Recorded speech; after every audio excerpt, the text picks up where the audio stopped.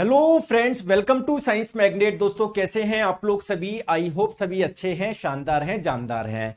दोस्तों आज हम लोग पढ़ने वाले हैं साउंड यानी ध्वनि। बहुत इंटरेस्टिंग चैप्टर है और बहुत ज्यादा इंपॉर्टेंट भी। इससे बहुत ज्यादा क्वेश्चंस आप लोगों के एग्जाम में पूछे जाते हैं। चलिए तो दोस्तों शुरू करते हैं आज की क्लास। कैसे हो सभी? बढ़िया हो? चलिए तो देखिए दोस्तों, साउंड जो ये चैप्टर ध्वनि थोड़ा सा बड़ा चैप्टर है ना। आप सोच रहे हो एक क्लास में हो जाएगा, दो क्लास में होगा, ऐसा नहीं है। मतलब कोशिश करेंगे हम लोग 3 क्लास में पूरा करने की, लेकिन हो सकता है 4 भी पहुंच जाए। चलिए चलिए स्टार्ट करते हैं हम लोग साउंड यानी ध्वनि। देखिए दोस्तों, सबसे पहला क्वेश्चन यही है कि साउंड है क्या एक्चुअली में। तो साउंड भी एक ऊर्जा का ही एक प्रकार है, एक प्रकार की एनर्जी ही है। जैसे आपने सुना होगा काइनेटिक एनर्जी एक प्रकार की एनर्जी है, पोटेंशियल एनर्जी एक प्रकार की एनर्जी है। हम किसी वस्तु पे जो वर्क करते हैं, कार्य करते हैं, वो भी एक प्रकार की एनर्जी है। वैसे ही साउंड भी क्या है, एक प्रकार की एनर्जी है। और इसी की वजह से हम लोग क्या कर पाते हैं, कॉन्वर्सेशन कर पाते हैं, बात कर पाते हैं। ठीक है, ठीक है। अब देखो, तो पहले तो हम लोग बात करते हैं कि सर साउंड प्रोड्यूस कैसे होता है। जैसे आप एक चीज मुझे बताइए, अगर आपकी बॉडी में एनर्जी ही नहीं है तो क्या आप लोग साउंड प्रोड्यूस कर पाओगे क्या? या इसका जस्ट उल्टा आप लोग समझो, जब आप लोग चिल्लाते हो, जब आप लोग साउंड प्रोड्यूस करते हो, तो क्या आप लोगों की एनर्जी खपत होती है क्या? क्योंकि दोस्तों एनर्जी के एक फॉर्म से एनर्जी जो होती है वो दूसरे फॉर्म में आपकी कन्वर्ट हो जाती है। साउंड भी एक प्रकार की क्या है, एनर्जी है। चलिए तो सबसे पहले हम लोग बात करते हैं सर साउंड प्रोड्यूस कैसे होता है। अगर आपने कभी गिटार को देखा होगा तो जब आप लोग तार को ऐसे हिलाते हो तो साउंड प्रोड्यूस होता है ना, होता या नहीं होता? या फिर दोस्तों कभी आप लोग है ना, घर में, हमारे घर में किचन में जो प्लेट है, जब उस पे आप लोग चम्मच मारते हो प्लेट पे, तो क्या इससे साउंड प्रोड्यूस होता है क्या? बिल्कुल। या कोई तबला, तबला आप लोग जानते होंगे, जब आप लोग इस तबले पे मारते हो तो क्या साउंड प्रोड्यूस होता है क्या? क्यों? क्योंकि दोस्तों साउंड अगर कहीं से प्रोड्यूस हो रहा है, या फिर मैं बोलूं साउंड कैसे प्रोड्यूस होगा, तो साउंड प्रोड्यूस होता है दोस्तों वाइब्रेशन से, यानी कंपन से।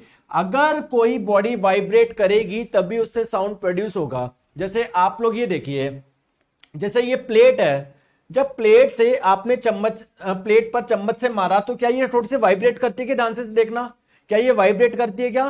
तो ये वाइब्रेट कर रही है, इसलिए इससे साउंड प्रोड्यूस हो रहा है। ये जो ढोलक होता है, जब आप लोग इसको मारेंगे तो ऊपर की जो मेम्ब्रेन होती है क्या वो वाइब्रेट करती है क्या?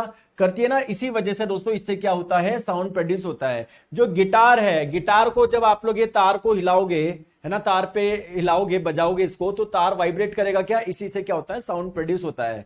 सिमिलरली दोस्तों जब हम लोग बोलते हैं, हमारी बॉडी में भी यहां पर क्या होता है, मैं आपको बता देता हूं। जैसे ये है हमारा ट्रैकिया, वायुनली, जिससे एयर आप लोगों की अंदर जाती है। तो दोस्तों जो ट्रैकिया का जो टॉप पार्ट है ना, यहां पर इस वाले पार्ट को आप लोग बोलते हैं लैरिंग्स। ठीक है, क्या बोलते हैं? लैरिंग्स। दोस्तों अगर जब आप लोग, ये लैरिंग्स होता है ना, इसके अंदर ही मैंने आप लोगों को बताया भी था बायोलॉजी में, इसके अंदर क्या पाए जाते हैं, पतली सी झिल्ली पाई जाती है, मेम्ब्रेन पाई जाती है, जिसे आप लोग बोलते हैं वोकल कॉर्ड। हिंदी में आप लोग इसे स्वर रज्जु भी बोलते हैं।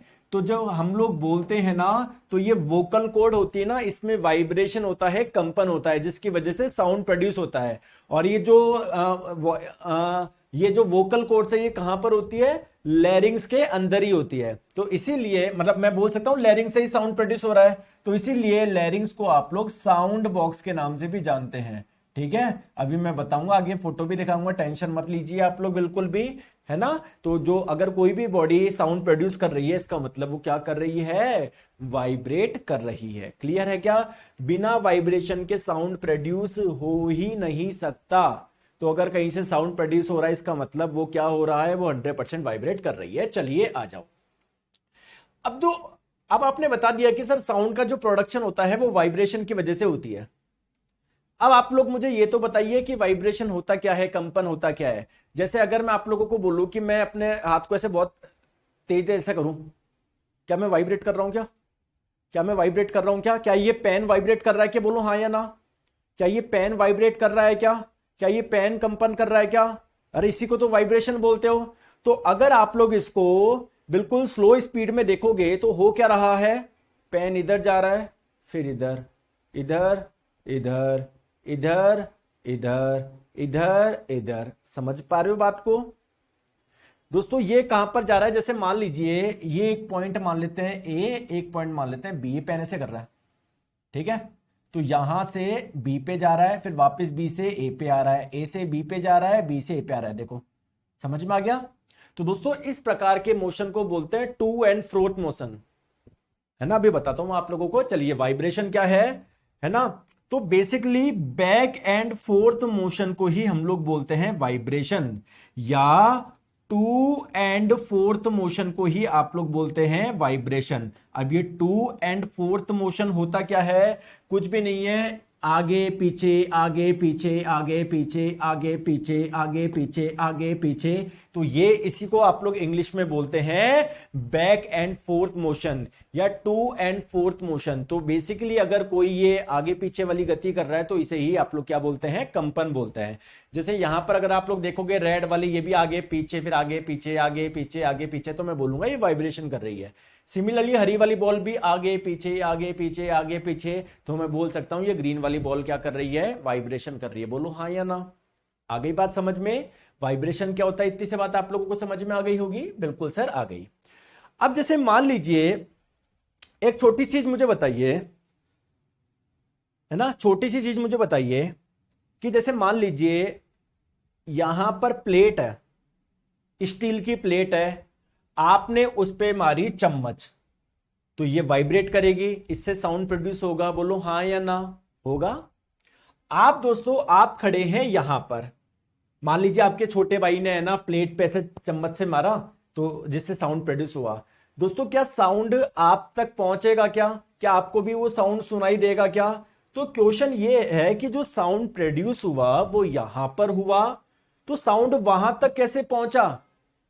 या मैं बोलूं ध्वनि का एक जगह से दूसरे जगह पे पहुंचना ही कहलाता है प्रोपेगेशन यानी संचरण, है ना। साउंड का एक जगह से दूसरी जगह पर पहुंचना ही क्या कहलाता है, साउंड का प्रोपेगेशन, ध्वनि का संचरण। तो हम लोग यही समझने वाले हैं कि यार ये संचरण होता कैसे है ना, क्या क्या फैक्टर रेस्पॉन्सिबल होते हैं इसके पीछे। ठीक है, आ जाओ। चलिए, तो ध्वनि का बेसिकली जैसे मान लो ये चिड़िया जब बात करती है, भाई आप नहीं समझते हो, आप आवाज सुन पाते हो लेकिन इनकी आवाज समझ नहीं पाते क्या बोलना चाहते हो, लेकिन इसकी प्रजाति के लोग तो समझ पाएंगे।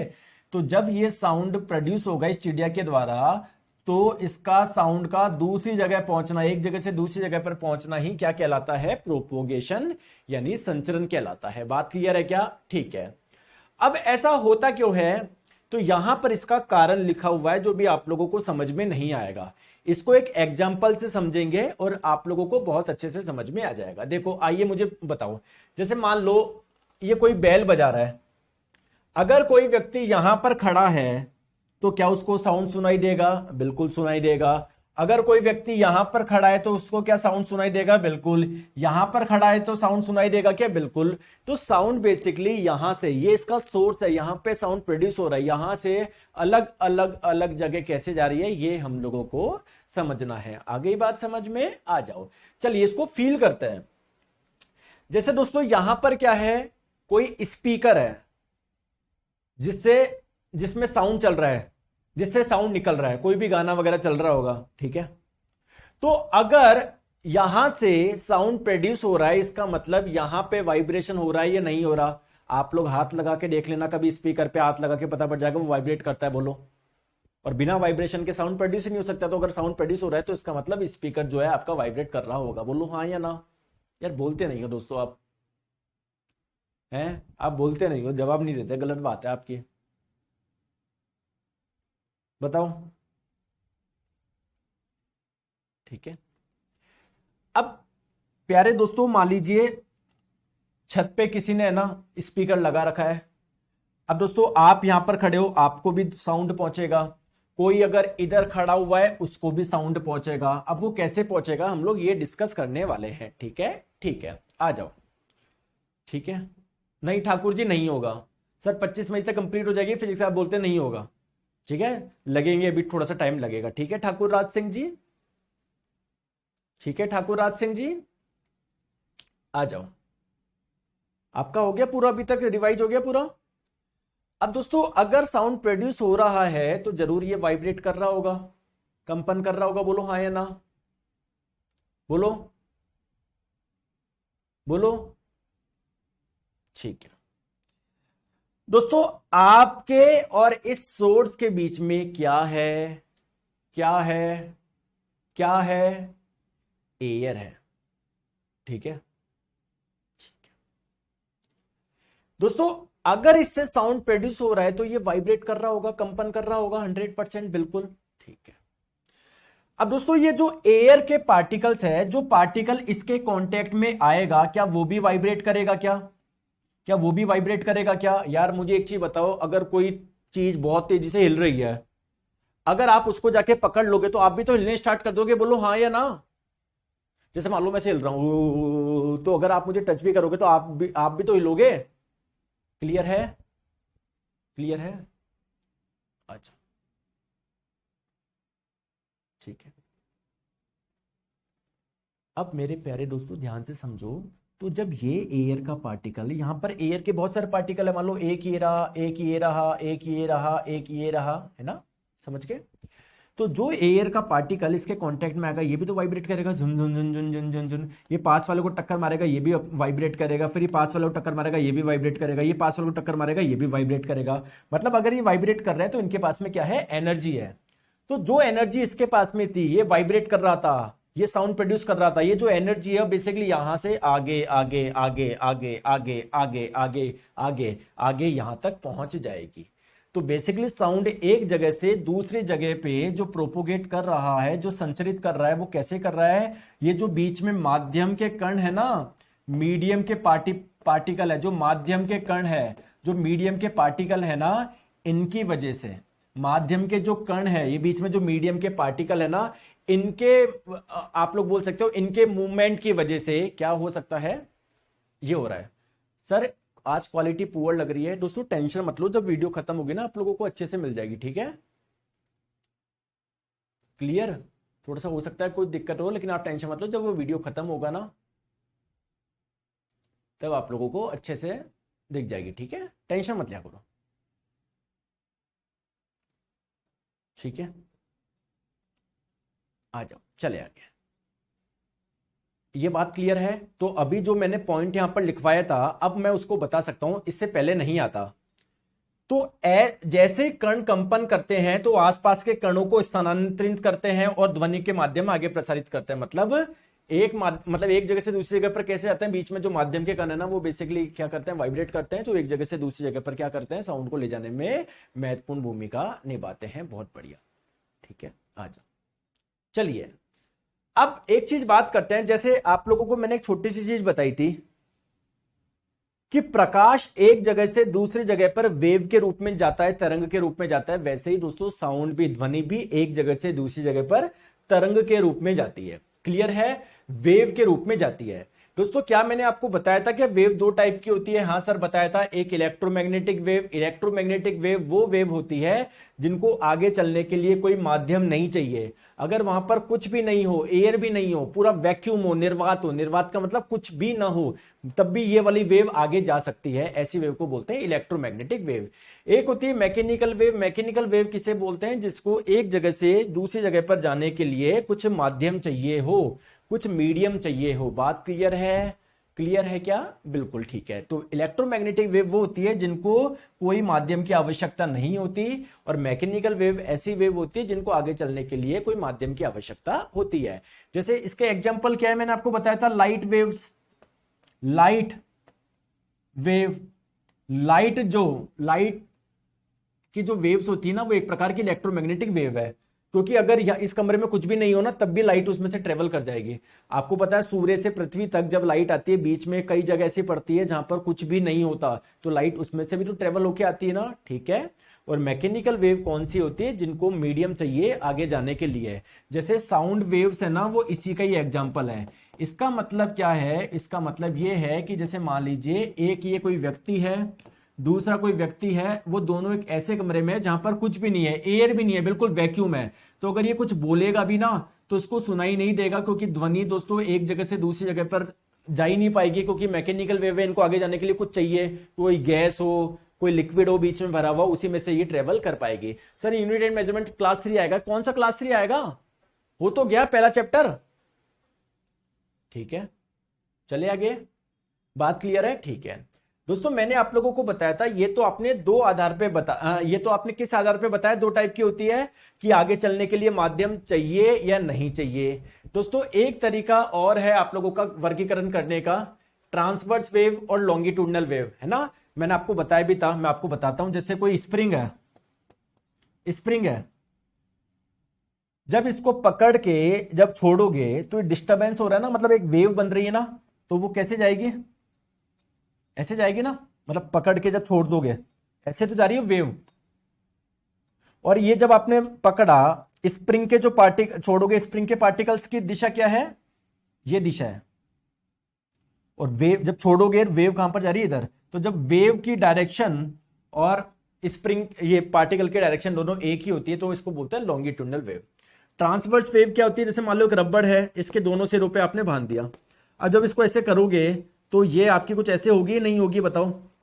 इस किनारे से ऐसे करा तो ये ऐसा आपको देखने को मिलेगा नहीं मिलेगा, तो वेव तो जा रही है इस दिशा में। और यहां का जो रबड़ था वो ऊपर चला गया, यहां का रबड़ नीचे चला गया, यहां का रबड़ ऊपर चला गया। तो ये जो रबड़ के पार्टिकल की दिशा है वो ये वाली है, ये वाली है। तो जब पार्टिकल की दिशा और तरंग की दिशा के बीच में 90 डिग्री का कोण होता है तो ऐसी वेव को बोलते हैं ट्रांसवर्स वेव। दोस्तों मैंने आपको ये पहले भी बताया था, ठीक है। तो ध्यान रखिएगा, जितनी भी आपकी इलेक्ट्रोमैग्नेटिक वेव होती है सारी ट्रांसवर्स होती है, सारी ट्रांसवर्स होती है, सारी अनुप्रस्थ होती है।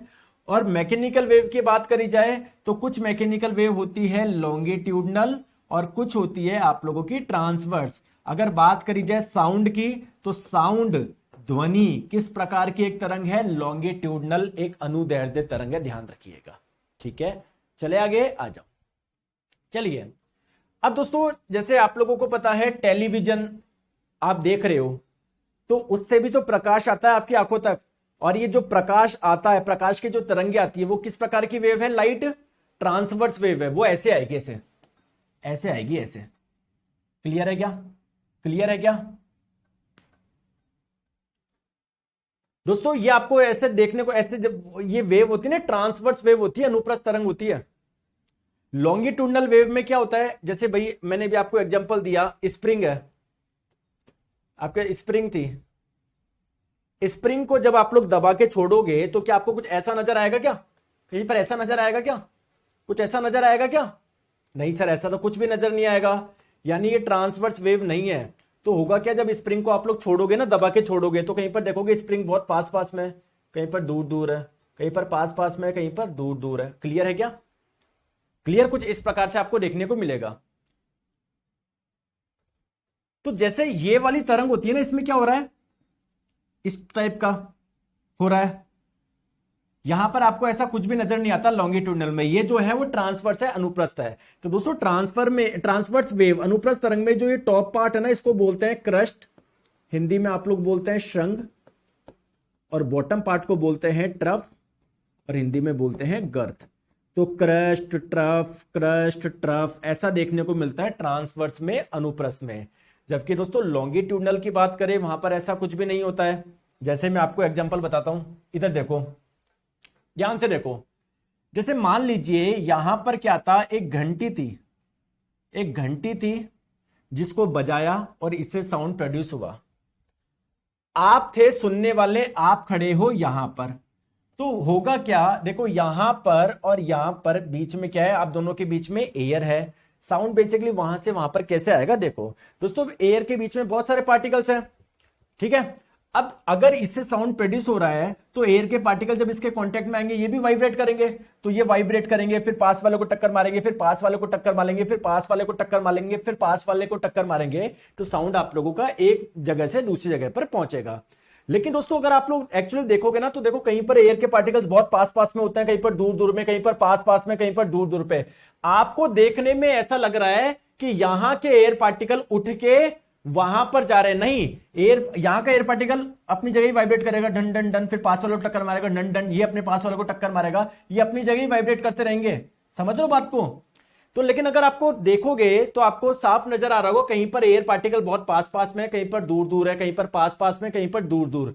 तो जहां पर एयर पार्टिकल बहुत पास पास में होते हैं, बहुत पास पास में होते हैं, बहुत पास पास में होते हैं, उस वाले चीज को, जैसे यहां पर पास पास में, यहां पर, उसको आप लोग बोलते हैं क्या, कंप्रेशन। और जहां पर बहुत दूर दूर होते हैं, जहां पर बहुत दूर दूर होते हैं उसे बोलते हैं रेयरफेक्शन, विरलन, है ना। समझ में आ गई बात को मैं क्या बोलना चाह रहा हूं? देखो टेंशन मत लो, सब बताते हैं आपको। यहां पर देखो, है ना, जैसे ये साउंड, यहां से साउंड प्रोड्यूस हो रहा है, आपके कानों तक जा रहा है, तो ये बीच में जो एयर है ना, वहां पर आप लोग देखोगे कि पार्टिकल्स कहीं पर बहुत पास पास में होंगे, कहीं पर दूर दूर, कहीं पर पास पास, कहीं पर दूर दूर। तो जहां पर पास पास होते हैं, है ना, यहां पर जहां पर जैसे पास पास देख पा रहे हो आप लोग, देख पा रहे हो, है ना, तो इसे आप लोग क्या बोलते हैं? ये होता है आप लोगों का कंप्रेशन। इसको बोलते हैं कंप्रेशन, संपीड़न, जहां पर एयर के पार्टिकल बहुत पास पास में है। और ये जो कंप्रेशन के दौरान एयर पार्टिकल्स क्या होते हैं? बहुत पास पास में, इनकी डेंसिटी बहुत ज्यादा है, संख्या बहुत ज्यादा है, तो ये हाई डेंसिटी वाला आप लोगों का क्या है? एरिया है, क्योंकि यहां पर बहुत ज्यादा एयर के पार्टिकल्स है ना। और दोस्तों जब पार्टिकल्स बहुत ज्यादा होंगे तो यहां पर प्रेशर भी ज्यादा होगा, तो ये हाई प्रेशर वाला क्या है? जोन है। समझ में आ गई बात को? अरे बात समझ में आई या नहीं आई? यहां पर आप लोग देखोगे एयर पार्टिकल पास पास में नहीं है, दूर दूर है, यहां पर भी दूर दूर है, यहां पर भी दूर दूर है, यहां पर भी दूर दूर है, ठीक है। तो ये जो दूर दूर वाला आप लोगों का एरिया है, इसे आप लोग बोलोगे रेयरफेक्शन यानी विरलन। सॉरी, आई एम सॉरी दोस्तों, ठीक है। तो यहां पर आपके क्या है? एयर के पार्टिकल पास पास नहीं है, दूर दूर है, तो मैं बोलूंगा यहां पर काफी लो डेंसिटी, उनकी संख्या काफी कम है, और आप लोगों का प्रेशर भी क्या है? लो है। आई समझ में या नहीं आई बताओ? आ गई बात समझ में? अब दोस्तों आप कभी देखोगे कि एग्जाम में है ना ऐसे दे दिया जाएगा, मतलब आपको जब भी साउंड वेव पढ़ाया जाएगा ना, उसको ऐसे पढ़ाया जाता है। अब आप लोग के मन में क्वेश्चन आएगा कि सर साउंड वेव तो एक प्रकार की लॉन्गिट्यूडनल वेव है, अनुदैर्ध्य तरंग है, तो सर इसको बार बार ऐसे क्यों बनाया जाता है ट्रांसवर्स की जैसे? क्या मन में क्वेश्चन आता है या नहीं आता? आइए मैं इसका सॉल्यूशन आपको बताता हूं। जैसे आप लोगों को पता है, जैसे आप लोगों को पता है, ट्रांसवर्स वेव में क्या होता है? क्या होता है? टॉप पार्ट को आप लोग बोलते हैं क्रस्ट यानी श्रृंग, बॉटम पार्ट को बोलते हैं ट्रफ। चलो मैं इधर डायग्राम बना ही लेता हूं, है ना, देखो, ठीक है। ये टॉप पार्ट को बोलते हैं क्रस्ट यानी श्रृंग, बॉटम पार्ट को बोलते हैं ट्रफ यानी गर्त। तो ये क्रस्ट, ये ट्रफ, ये क्रस्ट, ये ट्रफ, लगातार दो क्रस्ट, लगातार दो श्रृंगों के बीच की दूरी को बोलते हैं वेवलेंथ यानी तरंग दैर्ध्य, इसको लैम्डा से रिप्रेजेंट करते हैं। या लगातार दो ट्रफ, लगातार दो गर्तों के बीच की दूरी को भी आप लोग वेवलेंथ बोल सकते हो। ये वाली वैल्यू और ये वाली वैल्यू बराबर रहेगी। जैसे आपके ट्रांसवर्स वेव में एक होता है crust, trough, crust, trough. Similarly दोस्तों लॉन्गिट्यूडनल वेव में क्या होता है? Compression, rarefaction, compression, rarefaction. तो हमने बेसिकली क्या करा कि दोस्तों जैसे इसका कंप्रेशन है, वैसे हम हमारा वो मान लेते हैं, क्रस्ट मान लेते हैं, श्रृंग मान लेते हैं, जैसे इसका रेयरफेक्शन, इसका ट्रफ, तो बस इसको मिलान कर दिया। बिल्कुल सेम यार, इसमें भी तो एक पैटर्न बन रहा है, कंप्रेशन रेयरफेक्शन, कंप्रेशन रेयरफेक्शन, वैसे यहां पर है। तो भाई एक बार, कई बार रिप्रेजेंट कर देते हैं ऐसे साउंड वेव को, ऐसे, तो कोई दिक्कत नहीं यार, कोई दिक्कत नहीं है। क्लियर है क्या? Vishal Kumar sir live class है ये, रिकॉर्ड क्लास? यार बेटा लाइव क्लास है, और कैसे लाइव क्लास में क्या होता है? लाइव ही तो हो रही है, और क्या हो रही है? समझ में आ गई यहां तक? मजा आ रहा है नहीं आ रहा? आ जाओ।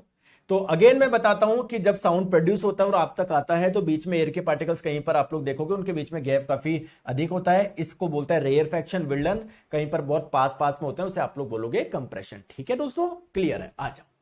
अब बात करते हैं कि जैसा कि मैंने आप लोगों को बताया, साउंड अगर एक जगह से अगर दूसरी जगह पर आ रहा है तो बीच में कोई माध्यम होना चाहिए, क्योंकि साउंड जो वेव होती है ना, वो एक मैकेनिकल वेव है, यांत्रिक तरंग है, उनको आगे चलने के लिए कोई ना कोई माध्यम चाहिए। चाहे बीच में दोस्तों कोई एयर हो, है ना, एयर क्या, बहुत सारी गैस का मिक्सचर ही तो है, तो गैस हो, या अगर बीच में पानी हुआ ना, लिक्विड हुआ, तब भी साउंड एक जगह से दूसरी जगह पर आ जाएगा। या अगर मैं आपको बोलूं बीच में एक लोहे की वो रख रखी है आपने, बहुत बड़ा टुकड़ा रखा है, लोहे से भी आप लोगों का क्या होता है? साउंड प्रोड्यूस हो जाता है। कोई माध्यम होना चाहिए। तो आपको मैं बता दूं दोस्तों, जो साउंड होता है दोस्तों, वो गैस के माध्यम से भी, जैसे दो ये बात कर रहे हैं, बीच में क्या है? एयर है ना, एयर बहुत सारी गैस का मिक्सचर है, ऑक्सीजन, नाइट्रोजन। तो क्या गैस में से होके एयर जाती है क्या? बताओ, सॉरी, गैस में से होके साउंड जाता है क्या? बताओ। सिमिलरली दोस्तों, दो मछलियां भी तो आपस में बात करती होगी, तो क्या मैं बोल सकता हूं क्या ध्वनि एक जगह से दूसरी जगह पानी के माध्यम से भी जा सकता है? सिमिलरली दोस्तों, आपने कभी बचपन में ऐसा करा होगा, बहुत दूर चले गए कोई, उन्होंने ना कान में ये ऐसे लगाया, आपने लगाया, बीच में दोनों को बांध दिया एक चेन से, आप कुछ बोलोगे वहां तक साउंड जाते नहीं जाता, तो ठोस ठोस से भी साउंड आप लोगों का क्या हो सकता है, जा सकता है। क्लियर है क्या? चले आगे आ जाओ। अब दिक्कत मतलब मेरा मन में क्वेश्चन है, आप मुझे बताओ कि ठोस के माध्यम से साउंड तेजी से जाएगा या लिक्विड के माध्यम से तेजी से जाएगा या गैस के माध्यम से तेजी से जाएगा? आप मुझे बताइए, एक कॉमन सेंस लगा के बताइए, आपका मन क्या कहता है? आपका मन क्या कहता है, मुझे ये बताइए। देखिए दोस्तों, एक चीज मुझे बताओ, आपको ये तो पता ही है, जैसे एक जना ये रहा, एक जना ये रहा, मान लेते हैं बीच में कोई ठोस है, तो ठोस के पार्टिकल जो होते हैं ना, वो आपस में एक दूसरे से अच्छे से बंधे होते हैं, उनके बीच में आकर्षण बल बहुत ज्यादा होता है या नहीं होता? बताओ, ये बात तो आप अच्छे से पता है। अगर हम लोग बात करें लिक्विड में, तो लिक्विड में उतना आकर्षण नहीं होता, थोड़ा गैप क्या होता है, हल्का सा ज्यादा होता है। गैस की बात करें तो गैस में तो और भी ज्यादा होता है। बात क्लियर है? तो देखो, अगर जब इससे साउंड प्रोड्यूस होगा तो ये वाइब्रेट कर रहा होगा, ये वाइब्रेट करेगा तो इसके पार्ट इससे जो कांटेक्ट में ये होगा, ये भी वाइब्रेट करेगा, झुनझुन। इससे ये वाला बहुत अच्छे से बंधा हुआ है, जस्ट सटा हुआ है, जस्ट चिपका हुआ है, तो ये भी बहुत अच्छे से वाइब्रेट करेगा, फिर ये भी बहुत अच्छे से, मतलब यहां से यहां पर वाइब्रेशन बहुत जल्दी से क्या हो जाएगा, आप लोगों का ट्रांसफर हो जाएगा। एनर्जी यहां से यहां पर बहुत जल्दी जाएगी, क्योंकि ये एक से दूसरे, दूसरे से तीसरे में बहुत जल्दी जा रही है। गैस में क्या होगा दोस्तों, ये पार्टिकल अगर वाइब्रेट करेगा तो दूसरा वाला पार्टिकल जो है ना, वो तुरंत वाइब्रेट नहीं होगा, ये वाइब्रेट करेगा, फिर जाके उसको टक्कर मारेगा, क्योंकि गैप क्या है, ज्यादा है। तो गैस में साउंड की स्पीड कम होती है, सॉलिड में सबसे ज्यादा होती है। बात समझ में आ गई क्या?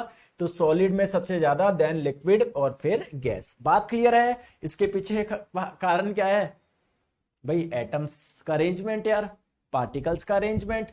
आ गई बात समझ में? आ जाओ, ठीक है। क्योंकि देखो, सॉलिड में के जो पार्टिकल्स है ना, वो बहुत ज्यादा डेंस है, मतलब बहुत पास पास में चिपके होता है, तो अगर एक वाइब्रेट करा तो पास वाला तुरंत वाइब्रेट हो जाएगा। लिक्विड में थोड़ा गैप ज्यादा होता है, गैस में और ज्यादा होता है। क्लियर है? चले आगे आ जाओ। जैसे कि एक्सपेरिमेंट करके बताता हूं, यहां पर देखो, इसको ऐसे समझो, यहां पर आप लोग एक विजुअल देख पा रहे होंगे, जहां पर ग्रे कलर जो सॉलिड को रिप्रेजेंट कर रहा है, रेड कलर आपको गैस को रिप्रेजेंट कर रहा है। तो देखो, सॉलिड में पार्टिकल, इसके ये जो प्लेट्स है, इनके बीच में गैप काफी कम है। गैस में इन प्लेट्स के बीच में गैप क्या है, काफी ज्यादा है। तो होगा क्या, अगर जब गैप कम होता है, तो अगर ये एक गिरी तो दूसरी, तीसरी, चौथी तुरंत गिर जाएगी, जबकि यहां पर थोड़ा सा टाइम लगेगा। तो एक जगह से दूसरी जगह पे पहुंचने में टाइम लगेगा। देखो, बढ़िया विजुअल्स है ना, है या नहीं है ना? आ जाओ। चलिए, अब आगे हम लोग समझते हैं दोस्तों, साउंड की कुछ कैरेक्टरिस्टिक समझते हैं। कैरेक्टरिस्टिक का मतलब क्या है कि भाई साउंड की स्पीड कैसे निकाले, साउंड की पिच क्या होती है, साउंड की फ्रीक्वेंसी क्या होती है। तो फिर से मैं आपको बताता हूं कि साउंड जो है ना, वो एक प्रकार की लॉन्गिट्यूडनल वेव है, अनुदैर्ध्य तरंग है, लेकिन हम लोग इसको इस प्रकार से रिप्रेजेंट कर सकते हैं, एक ट्रांसवर्स वेव की तरह रिप्रेजेंट कर देते हैं। एक्चुअल में ये क्या है, बोलते नहीं हो, लॉन्गिट्यूडनल है, अनुदैर्ध्य, ठीक है। अब दोस्तों, अब जैसे हम लोग इसको रिप्रेजेंट ऐसे कर रहे हैं, ट्रांसवर्स वेव की तरह कर रहे हैं, तो ये ट्रांसवर्स वेव का जो टॉप पार्ट होता है, इसे आप लोग बोलते हैं क्रस्ट यानी श्रृंग। बॉटम पार्ट को बोलते हैं क्या, ट्रफ यानी गर्त। तो क्रस्ट, ट्रफ, क्रस्ट, ट्रफ, ये बात क्लियर है क्या? तो लगातार दो क्रस्ट के बीच की दूरी क्या कहलाती है आप लोगों की? बोलिए, क्या कहलाती है? वेवलेंथ यानी तरंगदैर्ध्य। और लगातार दो ट्रफ के बीच की, देखो एक ये वाला ट्रफ, एक ये, इसके बीच की दूरी को बोलते हैं वेवलेंथ यानी तरंगदैर्ध्य। चलिए, बहुत अच्छी बात है दोस्तों। यहां पर देखो, ये कभी नीचे कभी ऊपर, कभी नीचे कभी ऊपर, है ना, कभी नीचे, ऐसे हो रहा है ना। तो मैं इसकी मेन पोजीशन क्या मान सकता हूं, क्या मैं बोल सकता हूं क्या ये इसकी मेन पोजीशन है, ये वाली, ये मेन पोजीशन है, माध्य स्थिति है, बोलो हाँ या ना। तो दोस्तों, मेन पोजीशन से मैक्सिमम कितना ऊपर जा रही है तरंग, या मेन पोजीशन से मैक्सिमम कितना नीचे आ रही है, इसे ही आप लोग बोलते हैं, इसको इसको इसको क्या बोलते हैं? एम्पलीट्यूड यानी आयाम बोलते हैं। क्लियर है? बात समझ में आ गई? सिमिलरली दोस्तों, ये आप लोगों का एक साइकिल हुई ना, यहां से यहां तक, देखो ये एक साइकिल हुई। तो एक साइकिल में कितना समय लगता है, उसे आप लोग बोलते हैं टाइम पीरियड यानी आवर्तकाल। दोस्तों एक सेकंड में कितने साइकिल्स पूरी हो रही है, कितने चक्र पूरी कर रही है कोई तरंग, उसको बोलते हैं फ्रीक्वेंसी। तो बेसिकली हम लोगों को इन सब चीजों के बारे में समझना है, फ्रीक्वेंसी क्या होता है, टाइम पीरियड क्या होता है ना। चलो आ जाओ, एक एक करके समझते हैं हम लोग, ठीक है, आ जाओ। चलो सबसे पहले हम लोग समझते हैं भाई, अगर साउंड आगे जा रहा है, साउंड आगे जा रहा है वेव के रूप में, तो इसकी कुछ वेलोसिटी भी होगी, या मैं बोलूं साउंड की कुछ स्पीड भी होगी। बोलो हाँ या ना, बोलो हाँ या ना, आ जाओ। तो कैसे हम लोग निकाले, चलो ये यहां पर इतनी सारी चीज लिखी हुई है, सब छोड़ो, आ जाओ। देखो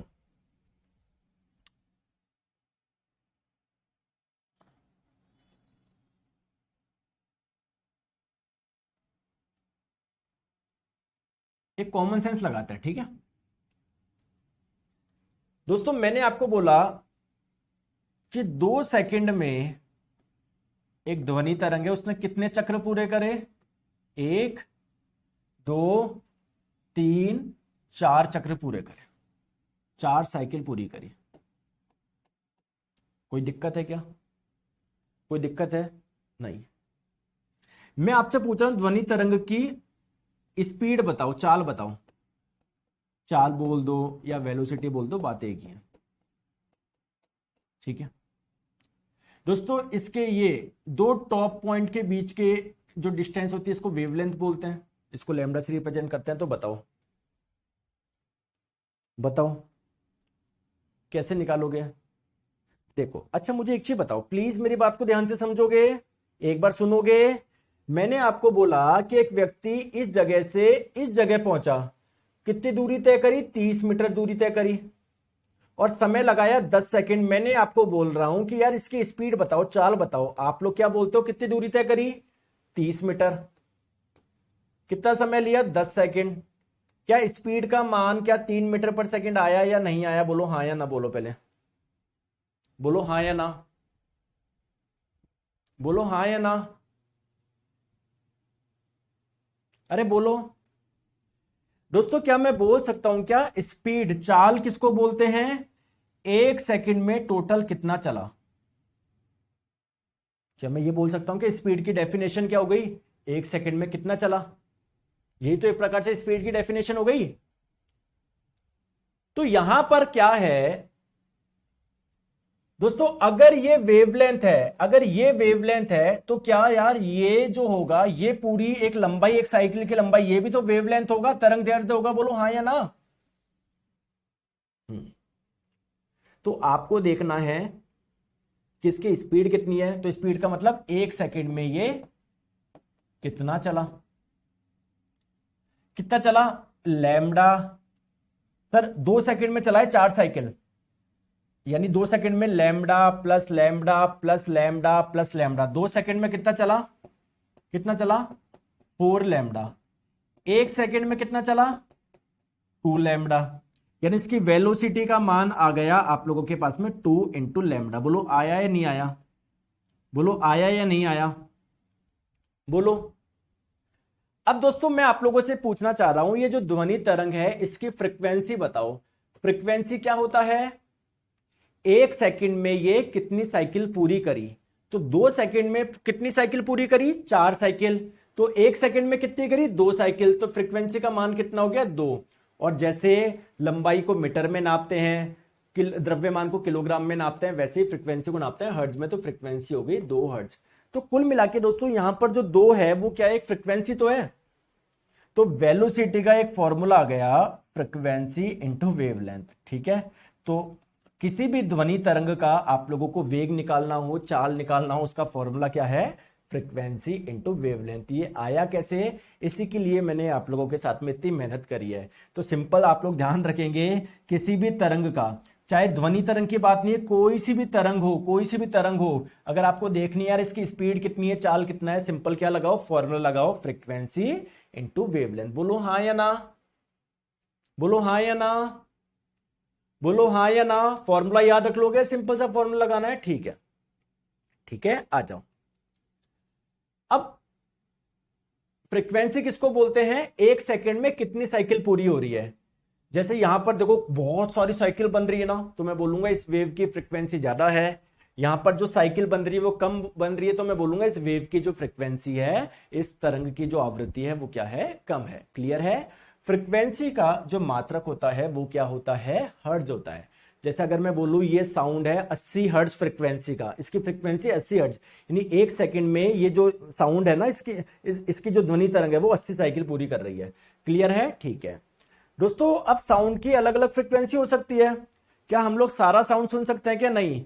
हम लोग 20 ऐसी साउंड ही सुन सकते हैं जिनकी तरंगों की आवृत्ति 20 हर्ट्ज से 20 किलो हर्ट्ज या 20,000 हर्ट्ज हो। इससे कम का भी ध्वनि हम लोग नहीं सुन सकते, इससे ज्यादा की भी ध्वनि हम लोग नहीं सुन सकते। ठीक है, आ जाओ। अब बात करते हैं दोस्तों टाइम पीरियड, आवर्तकाल। दोस्तों मैं आप लोगों से अगर पूछूं कि यहां पर टाइम पीरियड की वैल्यू बताओ आवर्तकाल की, इस ध्वनि तरंग का आवर्तकाल कितना है, टाइम पीरियड कितना है बताओ। टाइम पीरियड क्या होता है, एक साइकिल को पूरा करने में कितना समय लिया बताओ। तो दोस्तों 4 साइकिल में टोटल 2 सेकंड लगे, तो एक साइकिल में कितना लगेगा, 2/4 या 1/2 सेकंड बोल दूं क्या, टाइम पीरियड आ गया 1/2 सेकंड, बोलो हाँ या ना। अरे बोलते नहीं हो दोस्तों। और फ्रीक्वेंसी कितनी थी, 2 हर्ट्ज थी। तो टाइम पीरियड बेसिकली कुछ ऐसा आ गया क्या, 1/2, और 2 क्या है यहां पर फ्रीक्वेंसी है, तो बेसिकली टाइम पीरियड का एक फॉर्मूला आ गया। अगर आपको फ्रीक्वेंसी दी गई हो, टाइम पीरियड आप लोगों को निकालना हो, तो आप लोग ये फॉर्मूला यूज कर सकते हो, टाइम पीरियड बराबर 1/फ्रीक्वेंसी। क्लियर है क्या। तो जो टाइम फ्रीक्वेंसी होती है ना वो 1 टाइम पीरियड होती है, या टाइम पीरियड क्या होती है 1/f के बराबर होता है। जैसे अगर मैंने आप लोगों को बोला, ठीक है, कि कोई ध्वनि तरंग है, इसकी फ्रीक्वेंसी है 30 हर्ट्ज, ठीक है, तो ये एक साइकिल को पूरा करने में कितना समय लेगी, एक साइकिल, ये एक साइकिल को पूरा करने में कितना समय लेगी बताइए। तो एक साइकिल को पूरा करने में जो समय लगता है उसे टाइम पीरियड बोलते हैं, आवर्तकाल बोलते हैं। तो बेसिकली टाइम पीरियड आप लोगों से पूछा गया है, और टाइम पीरियड क्या होता है 1/f के बराबर। f की वैल्यू कितनी है 30, और फ्रीक्वेंसी का मात्रक क्या होता है, हर्ट्ज होता है, तो 30 हर्ट्ज। तो जैसे फ्रीक्वेंसी का मात्रक क्या होता है, ऐसा मात्रक होता है हर्ट्ज, तो आपने ऐसा ही मात्रक रखा है ना। तो आपका बेसिकली आंसर क्या गया 1/30, और किस में आएगा, ऐसा ही मात्रक में आएगा। तो टाइम का ऐसा ही मात्रक क्या होता है, सेकंड होता है। तो ये जो वैल्यू आई ना 1/30, तो इतना सेकंड क्या है, टाइम पीरियड है। क्लियर है, क्लियर है, आ गई बात समझ में। ठीक है, अच्छा अब दोस्तों मुझे एक छोटी सी चीज बताओ, एक छोटी सी चीज बताओ। अभी है गर्मी, तो यहां से यहां पर साउंड जाएगा, अभी गर्मी है मान लो 40 डिग्री सेल्सियस है, और अगर सर्दी होती मान लो 20 डिग्री सेल्सियस टेम्परेचर है, तो यहां से यहां पर साउंड जो पहुंचेगा वो गर्मी में ज्यादा जल्दी तेज पहुंचेगा या सर्दी में जल्दी पहुंचेगा बताओ। अभी सब बताएंगे, राज जी बताओ, बताओ। देखो दोस्तों यहां पर बीच में क्या है, एयर है, तो ये लो एयर के पार्टिकल्स मान लो। क्लियर, यहां पर भी एयर है, लो एयर के पार्टिकल्स मान लो। यहां पर टेम्परेचर ज्यादा है, तो इन पार्टिकल्स के पास में एनर्जी ज्यादा है, टेम्परेचर ज्यादा, टेम्परेचर गर्मी ज्यादा है, एनर्जी ज्यादा है। तो अगर एनर्जी ज्यादा है तो ये ज्यादा वाइब्रेट करेंगे ना, ज्यादा वाइब्रेट करेंगे ना। जबकि यहां पर टेम्परेचर कम है, एनर्जी थोड़ी कम है, तो कम धीरे थोड़े वाइब्रेट करेंगे। यहां पर जल्दी जल्दी वाइब्रेट करेंगे तो पास को और जल्दी और जल्दी और जल्दी। तो बेसिकली अगर किसी माध्यम का टेम्परेचर ज्यादा है तो साउंड की स्पीड क्या होगी, वहां पर ज्यादा होगी। क्लियर है क्या मैं क्या बोलना चाह रहा हूं, बोलो। तो अभी आपने देखा कि अगर बीच का माध्यम अलग अलग हो, जैसे एयर की जगह कोई लिक्विड भर रखा हो या सॉलिड भर रखा हो, तो स्पीड ज्यादा होगी सॉलिड में। लेकिन दोस्तों केवल सॉलिड पे नहीं, इसका जो मीडियम उसके टेम्परेचर पे भी डिपेंड करता है, टेम्परेचर के साथ में भी क्या होता है, चेंज होता है। ठीक है, तो आप लोग किसी का ध्यान रखो या मत रखो, अलग अलग तापमान में ध्वनि की चाल, आप लोगों को एयर का ध्यान रखना है। 0 डिग्री सेल्सियस पर ध्वनि की चाल कितनी होती है, अगर मान लो सर्दी है, टेम्परेचर बहुत कम है, 0 डिग्री सेल्सियस है ना वहां पे एयर का, तो साउंड किस स्पीड से जाएगा। टेम्परेचर अगर 22 डिग्री सेल्सियस है तो कितना होगा, टेम्परेचर अगर एयर का 25 डिग्री सेल्सियस है तो साउंड की स्पीड कितनी होगी। तो ये 3 डाटा आप लोगों को ध्यान रखना है, एनसीईआरटी में लिखे हुए हैं ये। ठीक है, आ जाओ। तो दोस्तों 0 डिग्री सेल्सियस है अगर एयर का टेम्परेचर, तो स्पीड कितनी होगी आप लोगों की ध्वनि की? 331 मीटर पर सेकेंड। अगर एयर यानी वायु का तापमान है 22 डिग्री सेल्सियस, तब दोस्तों इसमें जो स्पीड होगी साउंड की वो ज्यादा होगी, कितनी हो जाएगी? 344 हो जाएगी। अगर एयर की स्पीड है, सॉरी स्पीड क्यों बोल रहा हूं, एयर का टेम्परेचर है 25 डिग्री सेल्सियस, तो इसमें जो ध्वनि की चाल होगी, स्पीड होगी, कितनी होगी? 346 होगी। बात क्लियर है क्या? बात क्लियर है या नहीं है? है या नहीं है? ठीक है, तो ये तो मैंने बात बताई दोस्तों एयर की। अच्छा मुझे एक चीज बताइए, 25 डिग्री सेल्सियस की एयर है, उसमें ध्वनि की चाल है 346। अगर 25 डिग्री सेल्सियस पर स्टील होगा तो उसमें ध्वनि की चाल 346 से ज्यादा होगा, कम होगा? एक लड़का है सुभाष कुमार जी, बकवास कर सर पढ़ाई नहीं, सर जी आपने सारे सब्जेक्ट बहुत फास्ट पढ़ा दिए। हाँ तो अच्छी बात है, फास्ट पढ़ा दिए है ना। तुमको क्या करना है, फास्ट पढ़ाऊं स्लो पढ़ाऊं? ये फास्ट पढ़ा रहा हूं मैं, पढ़ने लिखने का काम है नहीं। कर लेना 3 साल बाद, आप तो अभी कर लो। अब तो जो वीडियो है उसको 0.5x पे देख लिया करो, स्पीड कम करके, 3 साल में हो जाएगा तुम्हारा सिलेबस। तो दोस्तों यार एयर एक गैस है, और गैस के मुकाबले जो ठोस होता है उसमें साउंड की स्पीड ज्यादा होती है। तो यार स्टील ठोस है, इसमें साउंड की स्पीड ज्यादा होगी ना। तो 25 डिग्री सेल्सियस पर अगर मैं बात करूं अलग अलग माध्यम में, 25 डिग्री सेल्सियस पे अलग अलग माध्यम की बात करी जाए, तो देखो किसमें क्या क्या होगी। ये एक एक डाटा आप लोगों को ध्यान रखना है, एनसीईआरटी का दिया हुआ है, कई बार पूछा जाता है सीधा। तो दोस्तों ठोस में देखो, ठोस में स्पीड देखो कितनी ज्यादा है, 6400, जबकि लिक्विड में बात करेंगे कितनी, लगभग 1500 के आसपास है। गैस में कम बात करोगे तो और भी कम है। ठीक है, आ जाओ, ठीक है आ जाओ। तो देखिए अगर हम लोग बात करें स्टील में कितनी होती है, 5960 मीटर पर सेकंड। याद रखने, डाटा पूछे जा चुके हैं आपके रेलवे में भी। ठीक है, निकल में होता है 6040, और निकल से भी ज्यादा होती है एल्यूमिनियम में 6420। स्टील में आयरन से भी ज्यादा है, आयरन में कम है, कितनी है? 5950 है। लिक्विड में समुद्री पानी की बात करी जाए 1531। अगर डिस्टिल्ड वाटर, आसुत जल की बात करी जाए, डिस्टिल्ड वाटर किसको बोलते हैं? प्योर वाटर, मतलब पानी को उबाल के उसमें जो भी इंप्योरिटीज है उसको हटा दिया, तो इसमें कितनी होती है? 1498। डिस्टिल में कम क्यों है? क्योंकि आपने पानी को साफ कर दिया, उसके अंदर छोटे छोटे सॉलिड पार्टिकल्स है ना, वो सब हट गए, तो ठोस हट गया, तो स्पीड तो कम होगी। एथेनॉल में इतनी होती है, मेथेनॉल में इतनी होती है।